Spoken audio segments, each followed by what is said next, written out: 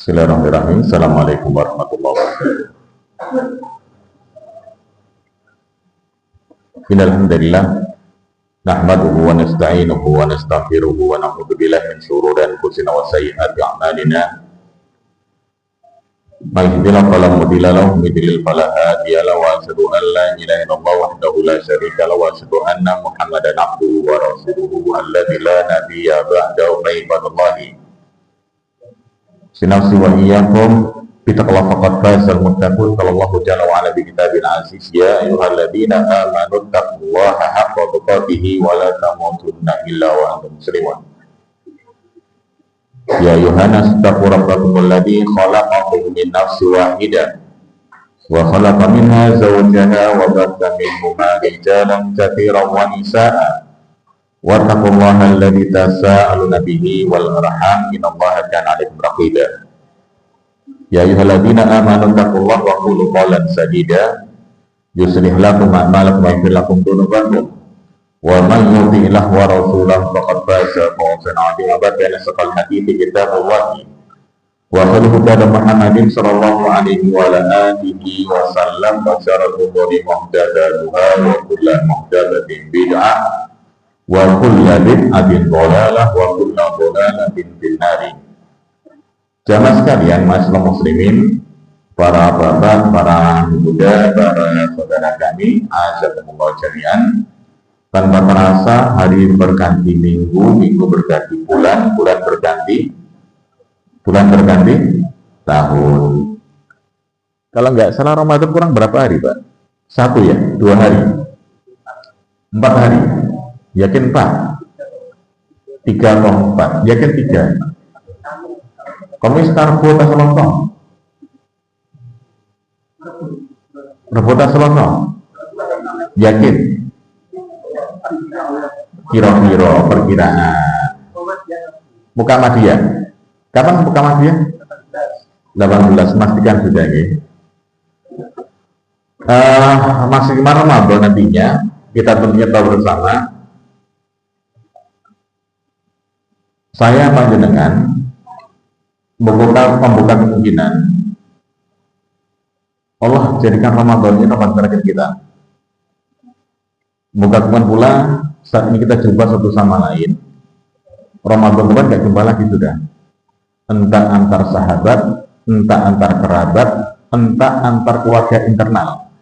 Bukan kemungkinan ini Ramadan terakhir bagi saya seorang suami atau seorang istri misalnya. Atau Ramadan terakhir bagi para ananda. Kita nggak tahu semuanya. Tentunya kita satu harapan yang sama, insya Allah ta'ala semoga Allah jadikan Ramadan ini di antara bekal terbaik menghadap Allah Subhanahu wa ta'ala kita semuanya. Tanamkan ikhlas dalam masalah ibadah, mengingat Rasulullah SAW menyatakan satu kalimat ini tentang amaliyah anak Adam juga akan Allah bergandakan al-hasanatu bi asyri amsaliyah ila sab'ati bi'in. Suatu kebaikan Allah lipat gandakan 10 kali lipat hingga 700 kali lipat hingga 700 kali lipat.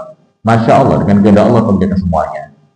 Hingga beliau tampilkan firman Allah dalam instruksi yang menyatakan illa sauma, kecuali masalah puasa. Hingga beliau menyatakan, Allah menyatakan fa innahu li wa ana ajzi bihi. Ingat puasa ditujukan untuk aku, kata Allah Subhanahu wa taala. Dari sinilah nilai sebuah puasa tersebut sangat-sangat Allah nilai keikhlasan seorang hamba. Dalam artian Ramadan tarbiyah Ramadan nantinya Allah didik kita nggak cuma 1 hari, tapi selama 1 bulan penuh. 1 bulan bukan hal yang mungkin sebentar, cukup lama. Termasuk ngetan Bapak Ibu ya kan? Mungkin Bapak Ibu pernah mendengar kalimat yang menyatakan banyak sekarang sekolah-sekolah Islam harganya mehong. Betul? Kan mehong rata-rata kan? Mungkin masuk pertama kali ada yang 20 sekian juta, mungkin ada yang 30 juta, bahkan ada 60 juta. Walau khusus sekolah premium. Tahu sekolah premium ya? Di Jakarta itu banyak, Jawa Barat juga ada, Jawa Timur saya kurang tahu Jawa Timur. Itu sekali masuk ratusan juta. Tujuannya apa sih itu Pak? Kenapa kok mahal? Kenapa kok mahal? Bukan, fasilitas yang enggak. Nih, fakta hotel apa ya? Intinya ngeten, kebetulan kami sempat jadi pendidik di satu sekolah swasta Islam cukup namanya terkenal di kota Surabaya, termasuk pelopor sekolah Islam full day school tahun 80-an. Kenapa dibentuk sekolah full day school? Kata pendirinya saat itu, penggagasnya, rahimahullah, menyatakan satu kalimat ini. Era tahun 80 akhir, 90 awal tersebut, banyak orang tua, laki, perempuan, pada nyambut kawin. Anaknya didik siapa kira-kira? Pembantu kan gitu, asisten rumah tangga.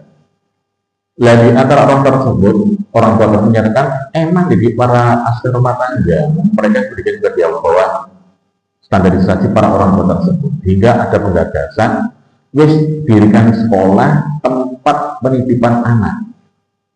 Gimana nitip anak? Bapak ibu dal, mak ibu dal, anak titip no. Bapak ibu mulai kerja, mak mulai kerja dijopo anaknya.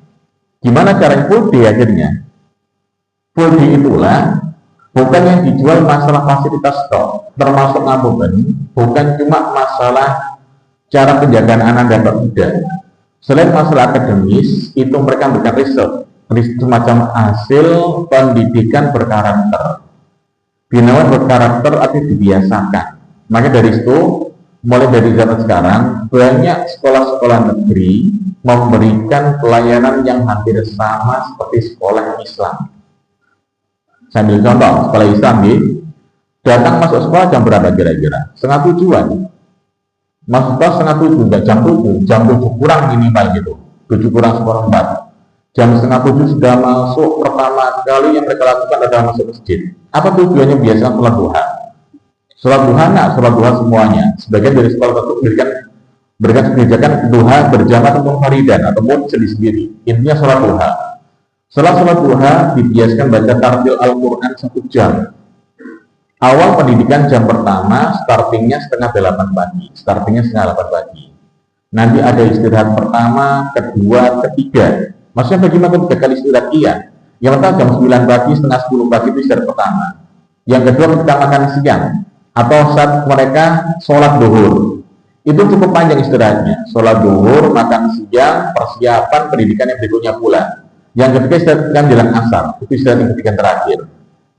Dalam artian dibiasakan anak ibadah keseharian, baca Quran, sholat duha, zikir pagi petang, dididik betul-betul membiasakan tersebut. Hingga anak-anak itu pulang dijemput sama ayahandanya dari riset. Apa ya risetnya? Membiasakan baca Quran, terbiasa tartil baca Qurannya, sholatnya pun dijaga pula. Bukan kemungkinan pula di antara anak tersebut dididik masalah tata cara sholat malam. Ada remember, apa istilahnya? Peringatan. Jadi para guru, para kepala sekolah menyempatkan untuk SMS dulu, SMS para orang tua serta para ananda, yuk sholat malam, yuk nak bangun membaca kepada Allah. Ini yang membuat para orang-orang kaya senang kemudian. Wis anakku nang kene enak, kenapa? Biasa ibadahin genah apik. Cuma ngapunten, terkadang di antara para pendidik ini atau kepala sekolah menyatakan aku senang anakku sugi. Kenapa? Yang kedua, sekolah Australia. Tak takon waktu itu, nah selain itu beasiswa tambahan mimbar dhewe, kakek itu galin ngene mimbar dhewe. Nek arek budal nang Australia, ke Timur Tengah, ke Eropa, dengan beasiswa itu baru kebanggaan. Tapi nek bayar dhewe itu ya podo ae gembuk podo ngomongane. Saya ngomong waktu itu termasuk ada kisah para anak-anak ini yang orang kaya tersebut, walaupun dididik di sekolahan, ternyata mereka dibiasakan manja sama orang tua. Jadi orang tua nggak ada nulis, ya dari sekolah, ternyata sekolah mereka nggak biasa ngargai sama orang tua atau para keluarga, para guru terutama. Sehingga ibaratnya dididik di sekolahan mendal, hingga balik ke rumah, sekolah kemana ke luar negeri.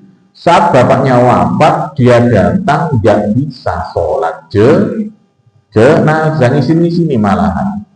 Sampai ada tetangga tanya, kan hari ini sekolah nang kono, sekolah terkenal di Islam deh itu, tapi gak bisa sholat jenazah sini kan gitu istilahnya. Maka terakhir saya waktu itu, 5 tahun terakhir saya sebelum saya keluar dari tempat terakhir itu, saya didik anak-anak tetap sholat jenazah. Dan sholat jenazah nggak cuma yang namanya rakaat ketiga, takbir ketiga, Allah maghfir lahu warhamhu wa atu sesmari menurut tidak tak panjangkan semuanya sebagai dalil. Dan satu hal bagi menyakan Dan ada pertanyaan menyatakan seakan kan bahwa Bapak angel mengapalnya anak-anak saya, murid-murid saya coba takdril 20 menit hafal. Takdril, tahu drill? Didrill ulang-ulang gitu cara penghafalannya. 20 menit hafal tuntas sampai kalimat wa'id min adabil qabri amin adabin nar. Sampai tuntas itu takbir yang ketiga, tuntas tas. Sempat ada ananda yang agak double L itu sulit memang, cuma satu hal Pak, di saat dididik dengan tegas dikasih harganya kan biasanya kalau tak kasih nilai maksimal dengan syarat hafal, nek gak maksimal hafalanmu tak kasih 0, tak drill terus. Subhanallah, waktu kita praktek hafal tanpa ada jeda sama sekali. Ini double liarek aja. Ini gambaran contoh bahwasanya kita semuanya punya kesempatan menghafalkan. Nah ini karakter yang dibentuk. Ramadaniyah tersebut nantinya, tarbiyah Ramadan nantinya, Allah bentuk manusia kalangan kaum muslimin, orang-orang beriman yang Allah panggil nantinya dengan pembiasan karakter dari semenjak kemitulul fajri ila ghurubi syams, semenjak terbitnya fajar shadiq sampai terbenamnya matahari. Cukup lama. Itulah momen-momen ibadah yang Allah biasakan manusia nantinya. Nek sampai sebulan penuh tetap mokong, berarti memang dablek gitu aja sudah. Dan semoga kita berubah nantinya setelah Ramadan nanti. Saya masuk bahasan langsung terkait tentang masalah kitab Bulughul Maram yang kita telah masuk pada bab baru tentang bab min syuruti sholat. Betul apa ya? Bab syuruti sholati, betul? Iya apa ya?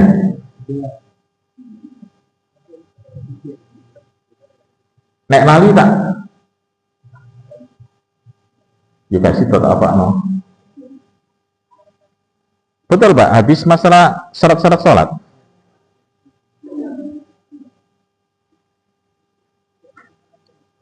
Bab syuruti sholat, bab tentang syarat-syarat sholat. Kita bahas sekarang tentang masalah beda antara syarat dengan yang namanya rukun. Banyak di antara kita kurang bisa membedakan antara syarat dengan rukun. Syarat ini dan rukun ibaratnya hampir sama. Terkait tentang masalah ketika salah satu itu hilang, maka tidak sah ibadahnya. Soal lagi Pak ya, syarat dan rukun, misalnya satu ditinggalkan, maka nggak sah sholatnya. Cuman bedanya syarat dan rukun di sini titiknya. Syarat itu adalah poin-poin yang wajib terpenuhi sebelum sholat dilaksanakan. Itu syarat. Poin-poin yang wajib terpenuhi sebelum sholat dilaksanakan. Kalau rukun bedanya, rukun ini adalah berapa poin-poin yang masuk dalam lingkup kegiatan sholat tersebut. Kalau misal sholat tidak terpenuhi, maka tidak sah sholatnya. Saya bacakan dulu tentang syarat-syarat masalah sholat ini. Para ulama telah memformulasikan di antaranya mereka menyatakan syarat-syarat sholat yang banyak di antara kita telah tahu bersama. Di mana penulis menyatakan pula di sini syarat-syarat sholat yang banyak di antara kita telah paham. Yang pertama telah sempat dibahas oleh penulis di sini tentang apa? Dukhuli waktu sholat. Ketika syarat yang pertama telah masuk waktu sholat. Dalam artinya kan, kalau kita sholat subuh, waktunya belum masuk, maka nggak sah otomatis.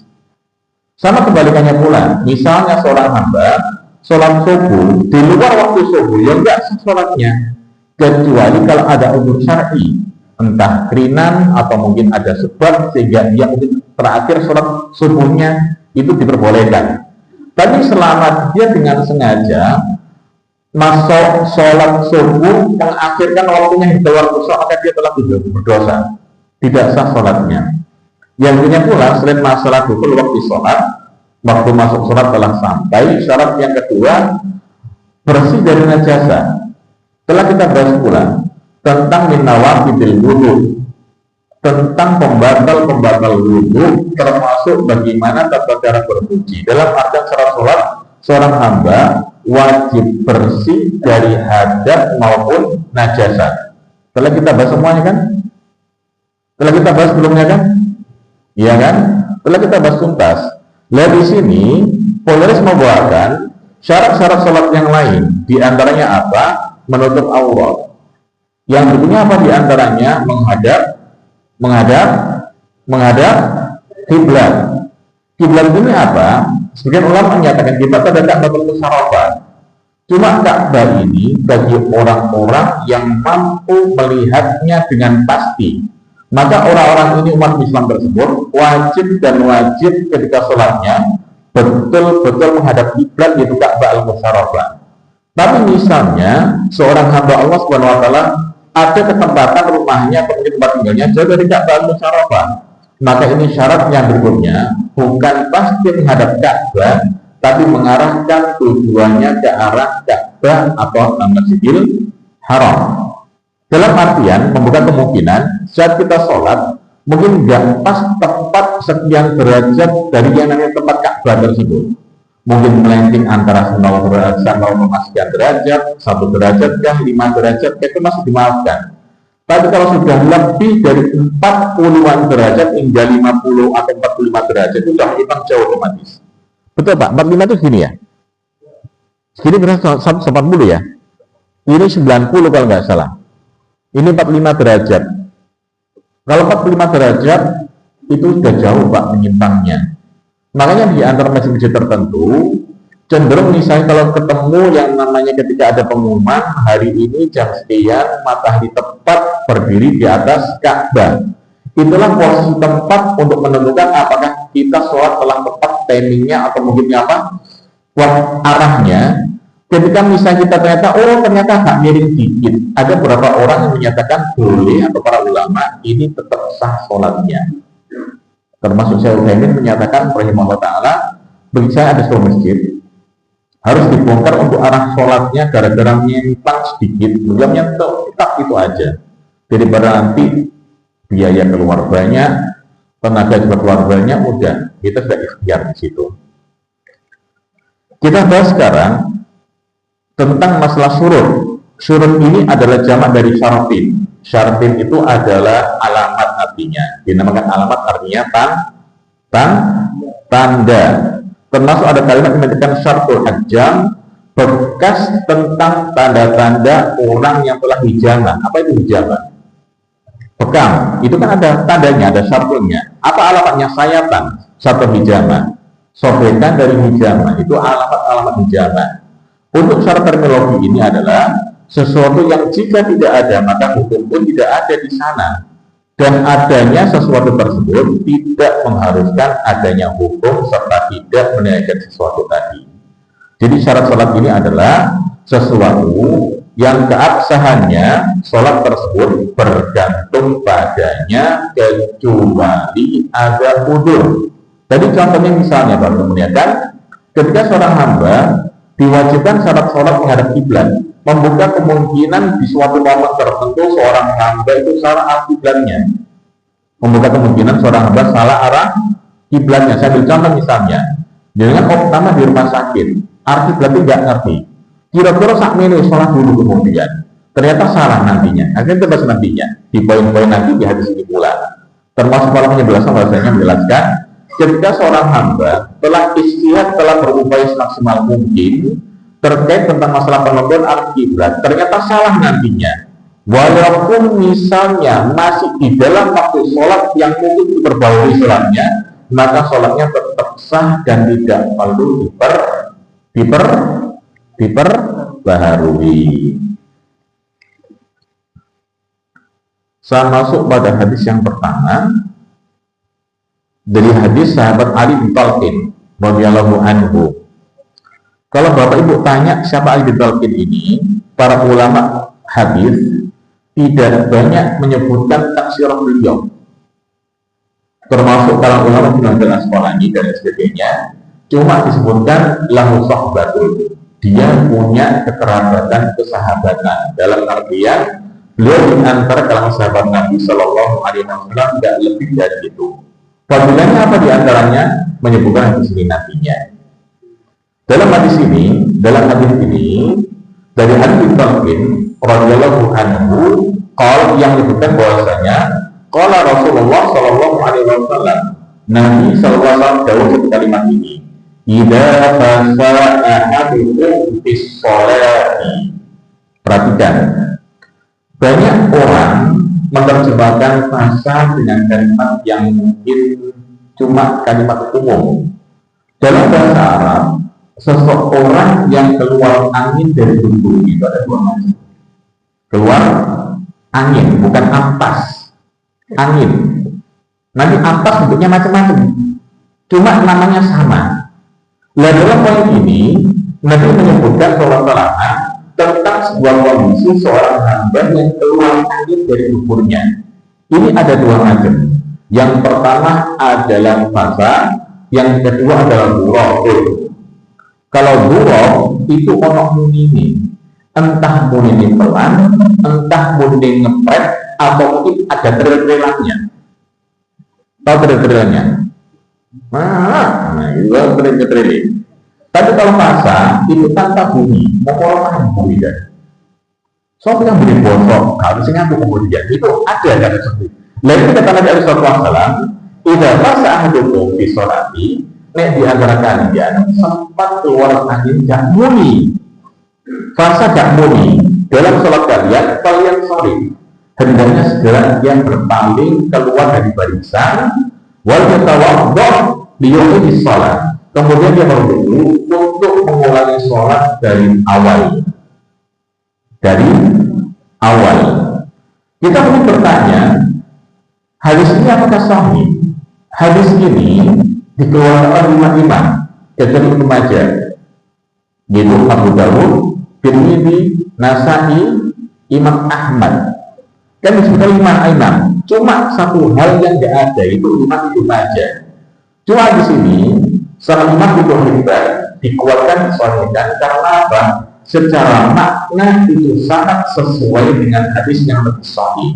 Yang mana bisa diantaranya sahabat di sini dari Sahih Bukhari Sahih Muslim pula sempat kami jauh kalimat ini, la yaqbalullahu sholatan ahadikum. Allah tidak akan menerima sholat di antara kalian idza ahdatsa, ketika ia berhadas, entah hadas kecil maupun hadas besar. Ini hadas kecil, ngantuk waktu tanpa suara kecil. Hatta yatawaddah, hingga dia berwudu. Ini penguat hadis yang ini. Sehingga di antara para ulama menyatakan hadis ini di antara hadis yang kuat dan sahih. Karena apa? Banyaknya penguat dari hadis-hadis yang lainnya. Kemudian Bapak itu yang memuliakan, sempat di antara penguatnya pula dari Nabi SAW dalam riwayat yang lain, dalam Musnad Imam Ahmad yang syaratnya hasan, Nabi itu kalimat ini, idza wajada ahadukum fi batnihi syai'an.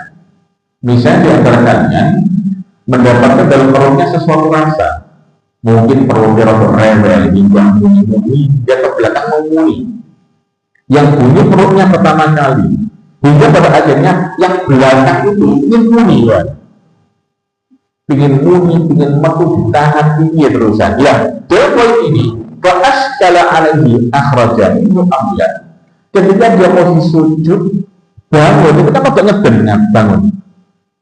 Sampai nek bangun dari sujud, ngeden kan biasa kira-kira. Pakai tenaga atau biasa? Bangun dari sujud, berdiri lagi, ngeden nggak kira-kira? Banyak dalam gerakan ini ketika selepas sujud untuk berdirinya, beberapa orang-orang sempat kebablasan perketek. Loh, saya ngomong apa kayaknya, Pak? Bapak kata dunduti sih, aku tahu dunduti, Pak. Soalnya boleh buat dia. Ngarepku persis. Jadi sholat taraweh kan untuk perketek. Gendong mulai tambah kurang ajar dong ibadahku. Wah, boleh mulek-mulek is ASEAN, wah jadi ASEAN mulek-mulek ambune pisan. Metu tanpa izin, Pak, metu nyuwadong benak ini. Metu tanpa ada dosa gitu. Ya jadi terpaksa. Ngetut enggak disengaja itu, Pak. Enggak mungkin sengaja itu. Cuma sini tuh biasa ngumpet. Itu aja bedanya. Lalu ini kata beliau sallallahu alaihi wasallam, nek perut santan sesuatu hingga ada syak, bukan kemudian saat ia sujud ada rasa bukan plus apa istilah gerakan namanya dubur kita, Pak. Hingga dibuat yang namanya ragu kita. Beliau berpesan satu kalimat ini, fala yakhrujanna minal masjid. Jangan sekali-kali dibatalkan sholatnya keluar ke masjid hatta yasma sautan, sampai ia pastikan dengar sesuatu suara, yaitu buruk tadi itu, atau yang kedua awalnya judurihan, sampai kalian temukan pula bau. Nek yang namanya mampu walaupun gak muni jelas batal. Atau yang kedua gak mampu tapi muni. Ada kentut-kentut tertentu, Pak, bunyinya banget tapi gak mampu, ya Pak ya. Tetap ada bapak yang suka ngentut. Ibu, saya mau tanya ibu di belakang sana, yang suka ngentut dari panjenengan itu apakah jenengan itu suaminya? Suami rata-rata. Deal Pak Ibu ya, deal Bapak ya. Saya sering ngentut itu bapak biasanya, termasuk saya suka ngentut. Saya punya deal sama istri saya. Istri saya suka kipas angin, saya nggak suka kipas angin, Pak. Nek kipas angin otomatis kembung otakku. Saya ngomong konsekuensinya, aku nek ngentut ojo diseneni. Kok sama gini kan diseneni itu coba coba, Pak. Ngentut terus bilang itu ya udah boleh dipatahin kipas angin ya gitu kan juga. Ini namanya win-win solution. Sampai doyan kipas angin tak entuti. Kan gitu istilahnya. Nek jadi kipas angin itu ya seneng awal kesubuhan kayak gitu aja. Enak-enak kabehan gitu. Dari hadis inilah pula Bapak Ibu memuliakan syarat utama ketika seorang itu posisi sholat, jangan sekali-kali mereka batal gara-gara masak, yaitu ngentut yang berbau. Sempat dalam satu naskah manuskrip yang lain Bulughul Maram ini dibawakan satu hadis yang lain pula, Pak, yang oleh para ulama mengambil pendapat ini bahwasanya kalau ngentut nggak bunyi tidak membatalkan sholat, dalam artian dia belum berwudu kemudian balik lagi menyempurnakan sholatnya. Saya nggak tahu di situ ada nggak nuskah yang di situ. Dari Aisyah radhiyallahu anha yang dia berkata, qala Rasulullah SAW, Nabi berkata ini, man asabahu syai'un, barang siapa di antara kalian mendapatkan sesuatu. Yang pertama qailun, qail itu adalah muntah. Yang kedua adalah ru'aun, mimisen. Apa mimisen dalam bahasa Indonesianya? Mimisen ya? Mimisen. Au madjun, atau keluar madi. Apa itu madi, Bapak Ibu? Muqaddimatu syahwat. Para ibu, para ananda putri, para bapak, para ananda para laki-laki, ketika syahwat muqaddimah itu keluar madi biasanya. Dan satu hal yang keluar dari kemaluan depan. Apa kemaluan depan itu, Pak istilahnya? Kemaluan depan ya, tukul ya. Kemaluan depan itu ada beberapa hal. Yang pertama adalah air kencing. Yang kedua adalah wadi. Wadi itu adalah ketika seorang pipis kalau keluar cairan yang nggak kental, cuma dia licin lari. Tahu licin lari? Tahu licin lari? Licin lari berkaitan nggak, Pak? Ya pendengaran nih. Sampai antalan jeding. Di kamar mandi itu kan kalau berlumut itu kan licin. Itu licin. Berlumut itu licin. Bedakan lagi, nek misalnya lantainya kena sampo. Licin mana? Kena sampo sama lumut. Licin mana? Sampo. Itu licin lari namanya. Lama wadi seperti itu, licin lari. Para ulama menyatakan wadi di antara dari bau, di antara dari kencing tersebut. Dalam artian maka hukumnya sama-sama najis. Yang ketiga adalah madi. Madi itu adalah metode syahwat tadi yang sempat Ali bin Abi Thalib jauh kepada Nabi alaihi wasallam. Dia laki-laki yang sering keluar madinya. Kata Nabi alaihi wasallam, "Ihsilhu wa tawaddo." Mas Ali cuci kemudian dengan wudu. Perhatikan kata cuci, bersihkan, kemudian dia wudhu. Yang keempat adalah mani. Mani pun sama, yang jadi masalah kalimat dari Aisyah radhiyallahu anha yang menceritakan ketika Nabi alaihi wasallam kan ada Allah sedang lihat silumaniyah. Sempat Nabi SAW mencuci bekas mani. Yang dipanggil para ulama, yaitu Imam Malik bin Anas di antara ulama ta'ala menyatakan tidak ada yang dicuci kecuali pasti najis. Di sisi lain, Aisyah menceritakan bahwasanya sempat beliau melihat Nabi Alaihissalam sholat pakai baju yang ada bekas mani dikerik sama beliau, dikerik. Kuntu akruku, wahuku.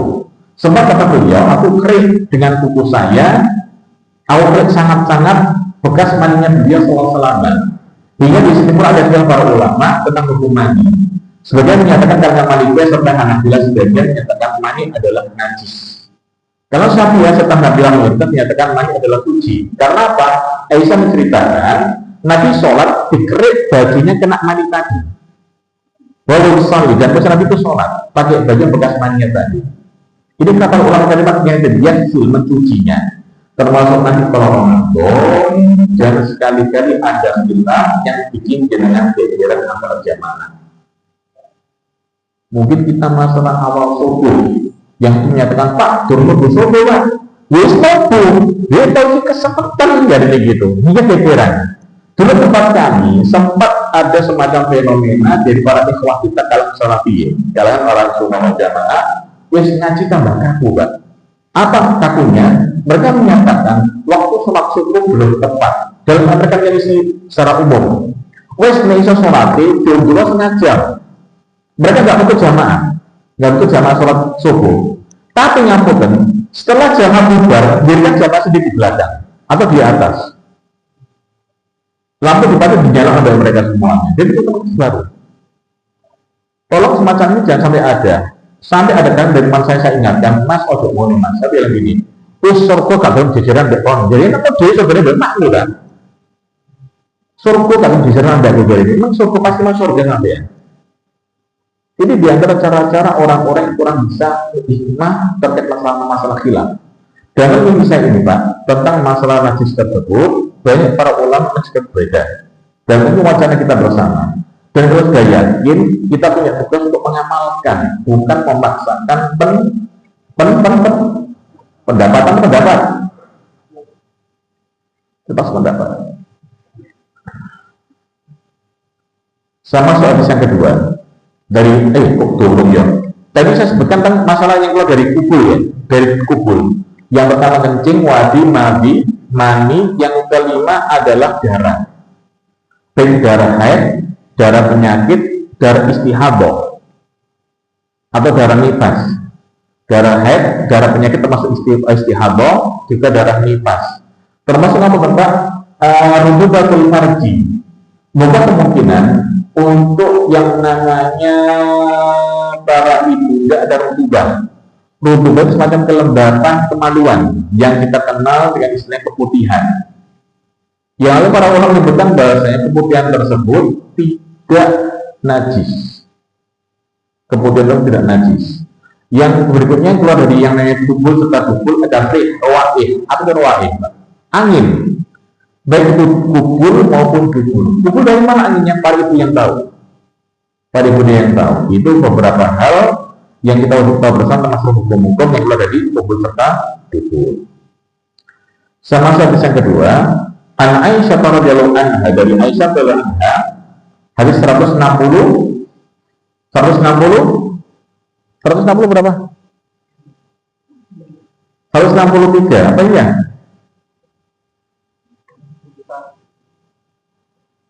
161 dari Aisyah lah, betul itu. An Aisyah radhiyallahu anha, karena Nabi sallallahu alaihi wasallam qol, Nabi sallallahu kalimat ini, la yaqulullahu salata a'idin idza illa bi khimarin.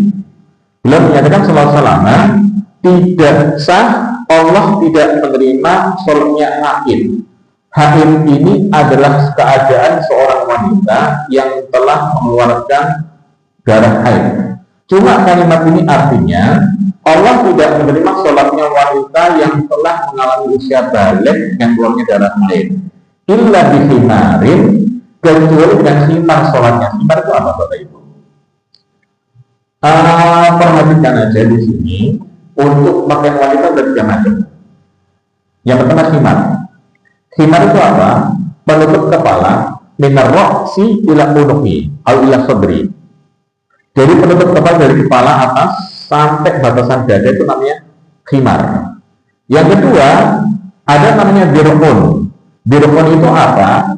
baju atau kain yang menutup dan tutup ila asfala ka'baini awila rijlaiha, dari semenjak leher sampai kakinya, menutup yang namanya permukaan punggung kaki pula, itu namanya dir'un.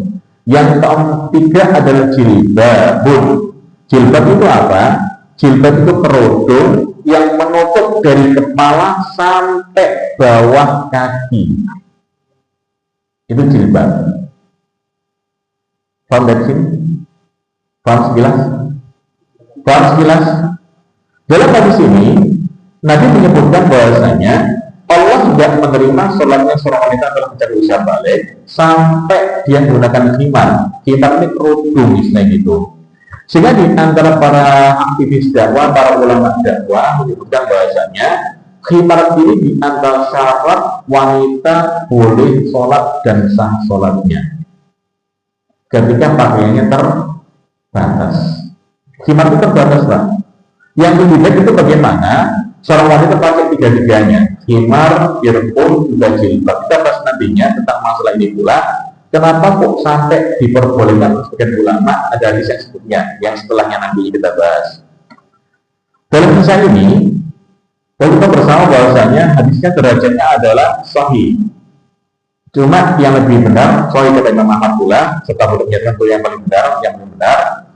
Kemudian berikutnya pula, faedah dari hadis ini bahwasanya untuk masalah batasan dinamakan wanita yang telah mencapai usia dewasa atau balik, selain haid tidak cuma ini saja, diantaranya juga telah mencapai usia 15 tahun, atau bahkan diantaranya pula nabat sya'ri farji, tumbuhnya rambut di kemaluan, itu diantaranya pula, termasuknya tembak rambut. Ketika seorang ananda yang belum balik, apakah wajib pakai khimar? Anak kecil, masih setahun, 2 tahun, 5 tahun, sholat pakai khimar, apakah wajib? Nggak wajib. Termasuk wanita-wanita ini, yang anak-anak tersebut, tidak wajib untuk masalah menutup aurat. Dan aurat ini ada 2 macam. Auratus sholati, aurat dalam sholat, wal auratu fin nadar. Dan aurat yang wajib ditutup dan tidak boleh dilihat kecuali dari orang-orang yang halal, yaitu orang-orang mahramnya mereka. Dalam hal ini, auratul nadar tersebut atau arti sholat tersebut atau arti sholat, arti sholat ini untuk wanita dewasa yang telah balik dengan anak itu beda. Kalau untuk anak kita yang perempuan cuma wajib pakaian yang mungkin untuk menutup auratnya dari dada sampai kakinya dia. Kalau anak semacam ini sholat, apakah sah sholatnya? Tetap sah. Ulama mengatakan tetap sah. Karena apa? Dia belum ada kewajiban menutup yang namanya khimar tadi. Khimar hanya disyariatkan untuk wanita yang telah mencapai usia balik. Kalau belum balik tidak wajib. Dalam artian untuk anak-anak tersebut, meskipun belum balik, sholatnya apa adanya, pakaiannya, selama gerakannya pas dan doanya bisa dibaca oleh anak tersebut, maka sholatnya tetap sah. Deal?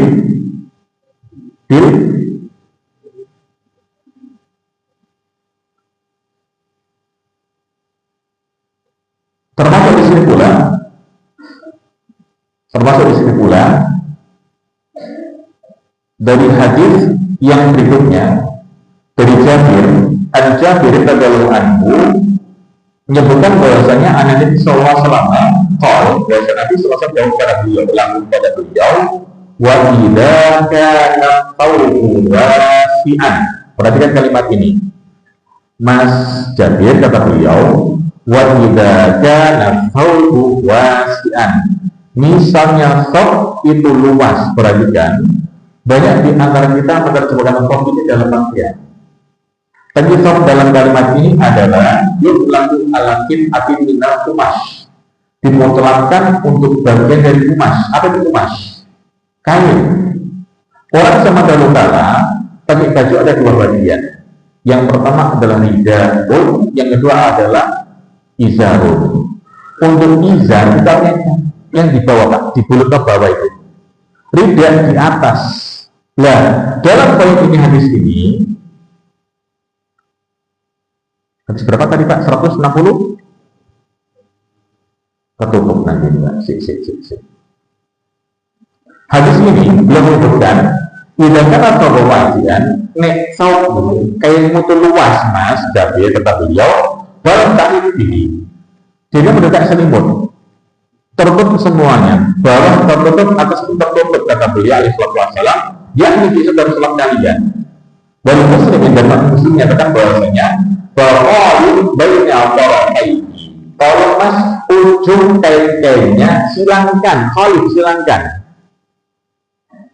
Apa silakan kata Mbak silangkan. Pernah pakai kain ihram? Kain ihram ada dua kain, betul apa ya? Yang pertama itu kan izar kita, sarung kita. Untuk juga bagaimana untuk menyilangkannya? Yang pertama masukkan yang ujung sebelah kiri di situ sebelah kanan kita, di sini. Yang sebelah kiri kita taruh sebelah kanan kita, pinggang kita, dilebok atau diikat di sana. Kita kalungkan ke ridak apa yang namanya tadi Pak? Pundak sebelah kiri kita bulurkan ke arah pundak sebelah kanan kita hingga ketemu disilangkan hingga tertutup semuanya. Paham tidak ini kira-kira? Jadi kalimat Nabi tersebut menerjemahkan bahwasanya memang pakaian meluas mas dalam sholat kalian tolong silangkan antara ujung-ujung kain tersebut hingga tertutup semua pundakmu. Dalam hal ini pula para ulama berselisih pendapat apakah seorang laki-laki itu wajib menutup pundaknya atau itu sunnah aja. Imam Ahmad dalam pendapat yang paling kuat menyatakan ini di antara adab-adab yang wajib untuk dijaga oleh seorang laki-laki hingga hukumnya mendekati wajib. Cuma dalam kalimat ini setelahnya nantinya ada rukhsah dari Nabi alaihi wasallam yang menyatakan dalam kalimat setelahnya Pak beliau menyatakan wa in kana dhayiqan fattazirbi. Tapi nek sempit kainmu, jangan akan mek siji tok cukup untuk menutup auratmu. Aurat laki itu mana sih Bapak Ibu? Pusar sampai lutut, itu saja udah. Dalam hadis ini menyatakan bahwasanya ketika cuma kainnya satu tok, nggak bisa jadikan selimut nutup dua pundak, maka syarat sahnya sholat tersebut gara-gara karena keadaan tadi cukup untuk menutup yang namanya aurat yang paling utama, yaitu dari yang pusar sampai lutut jadikan semacam sarung. Muttafaqun alaihi hadis Bukhari dan Muslim. Seorang ulama besar menyatakan bahwasanya minimal tutup satu pundaknya. Termasuk kalau kita posisi sholat di Masjidil Haram posisi umroh itu ada itba, yaitu semacam kados membuka ketiak sebelah mana? Kanan atau kiri? Kanan atau kiri? Kanan. Dibuka ketiak kita. Sholatnya apakah sah? Sah tetap sholatnya. Mulai sholat setelah kita setelah tawaf, maka tutup semuanya kita sholat bagaimana adanya. Walaupun di hadis Abi Hurairah, termasuk dari beliau berdua, dari Bukhari Muslim pula, hadis dari Abu Hurairah yang beliau menyatakan selama la yusalli ahadukum fi thabil wahidi. Tolong di antara kalian jangan sholat untuk sholat pakai baju yang satu persen di situ. Laisa ala atiqihi min husay, di mana pundaknya terbuka semua tidak ada sesuatu di sana. Hadis inilah pula yang dikuatkan oleh Imam Ahmad menyatakan tentang wajibnya nutup kedua pundak. Untuk saat ini bagaimana? Sekarang jarang orang pakai dua kain, yang ada pakai baju sama sebagainya. Ada pertanyaan? Ada pertanyaan? Jelas? Jelas atau bukan? Jelas atau belas? Belas.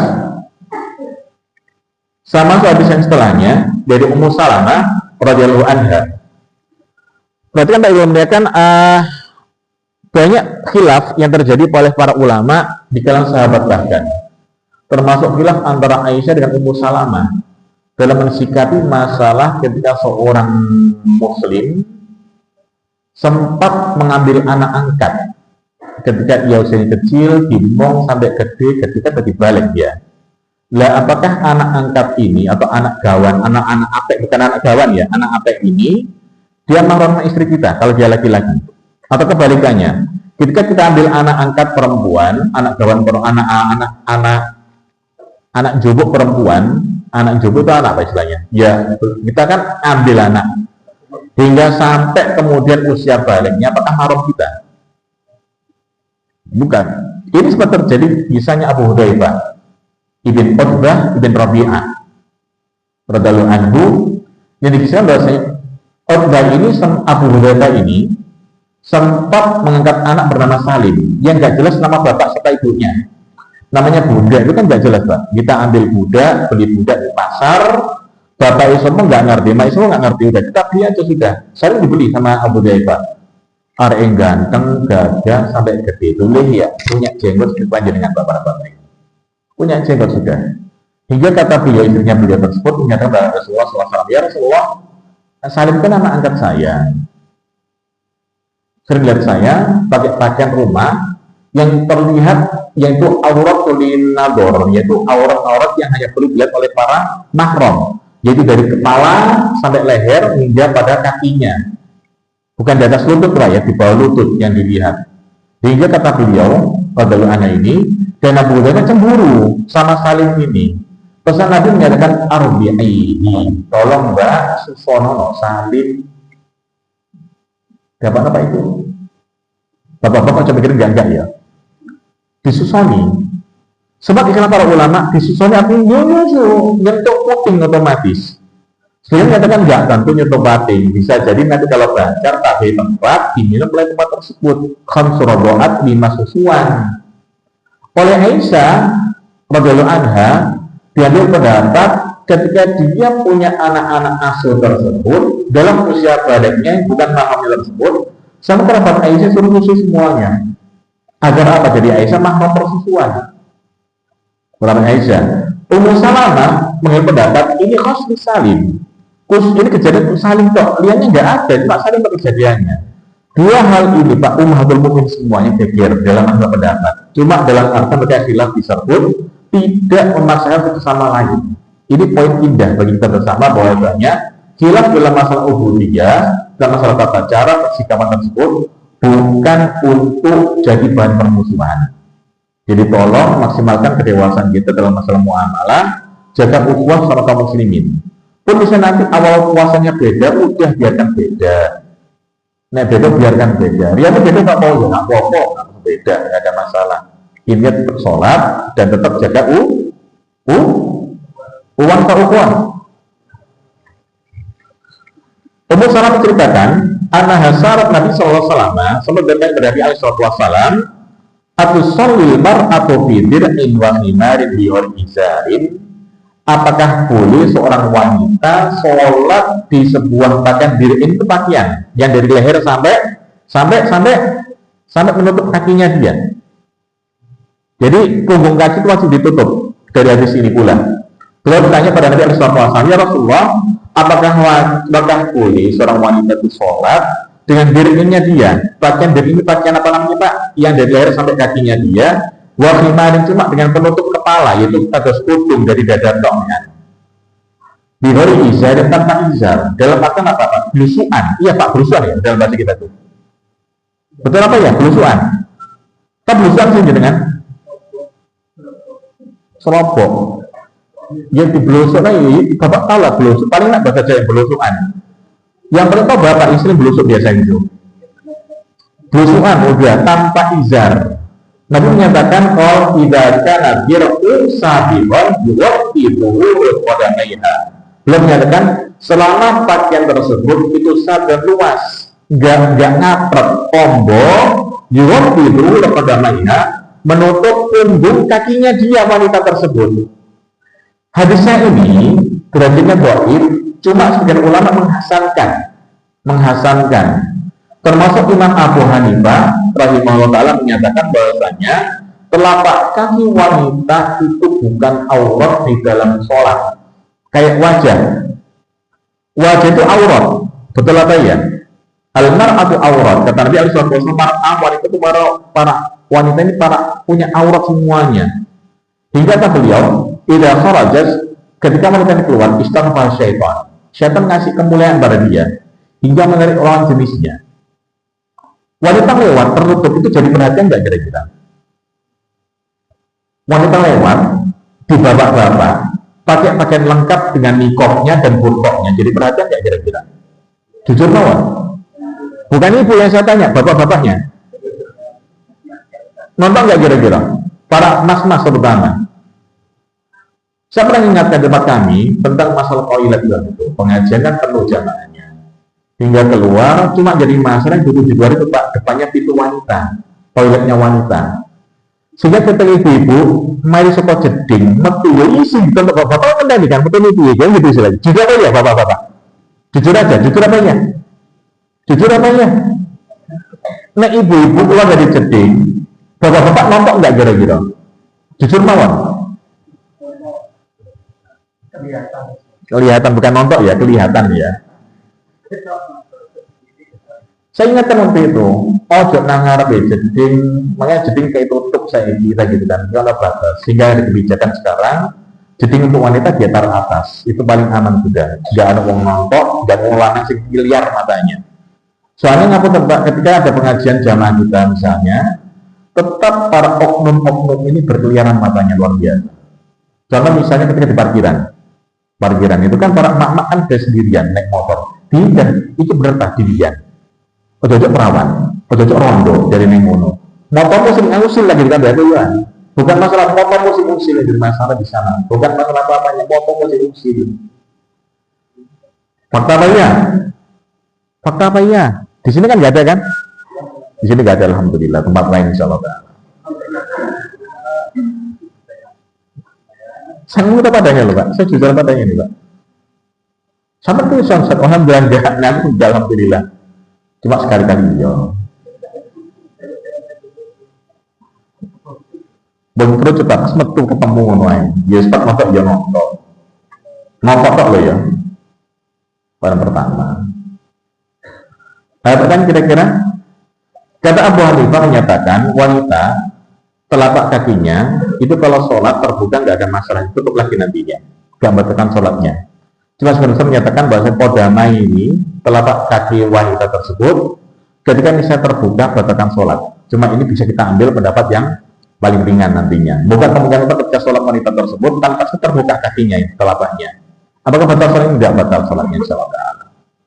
Termasuk apa Pak? Masalah kafaiha.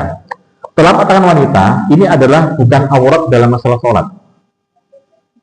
Cuma oleh Imam Ahmad bin Hambal rahimahullah ta'ala menyatakan telapak tangan wanita termasuk aurat dalam sholat.